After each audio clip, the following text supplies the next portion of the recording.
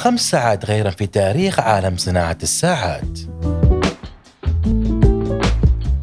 أول ساعة هي الرولكس أويستر بيربتشوال، وهالساعة تعتبر أول ساعة بمحرك أوتوماتيكي، ومن بعدها تم تبني هالتقنية من قبل كل شركات صناعة الساعات، ولليوم هالتقنية موجودة في ساعات كثير ليومنا هذا، وتم إصدار هالساعة في 1926. ثاني ساعة هي البلونج بون 50 فاثمز، وهي أول ساعة تتحمل عمق 91 متر تحت الماء، وتعتبر أول ساعة تغوص في عالم الساعات.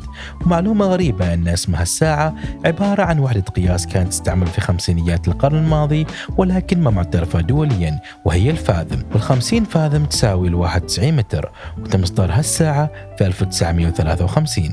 الساعة الثالثة هي السيكو أسترون.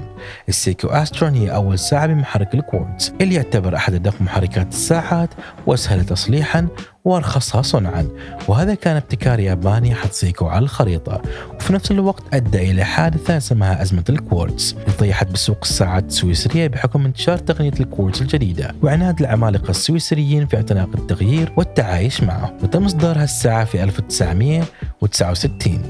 الساعة الرابعة هي السواتش جنت، وهي منقذة سوق الساعات السويسرية بحكم أن من بعد أزمة الكوارتز ما كان ممكن تسمي السوق السويسري سوق سويسري بحكم إفلاس معظم الشركات السويسرية العريقة من الأزمة. فطلعت سواتش كشركة فكرتها واحدة، وهي صناعة ساعات سويسرية 100% ولكن بمحرك الكوارتز وبأرخص المواد لاختراق السوق مرة ثانية، ونجحوا بهالشيء بهالساعة وانعشوا السوق السويسري للساعات مرة ثانية.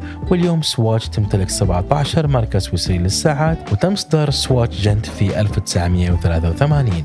والساعة الخامسة والأخيرة هي الأبل واتش. مع أن الكثير من الخبراء وهواة الساعات ما يعتبروا الأبل واتش ساعة، ولكن ما نقدر ننفي تأثيرها لأنعاش عالم الساعات مرة ثانية ككل، بالأخص أن الأبل واتش جابت معها جمهور كبير من الناس اللي كانت ما تهتم بالساعات بالأساس، وكل هذا بحكم ميزاتها الصحية والرياضية والشركة بالنفس اللي هي أبل. والشيء العجيب في هالموضوع والأرقام ما تكذب أن في 2019 أبل قدرت تتعدى أرباح تاريخ عالم الساعات السويسري المتكون من 265 سنة في 5 سنوات بفضل أبل واتش.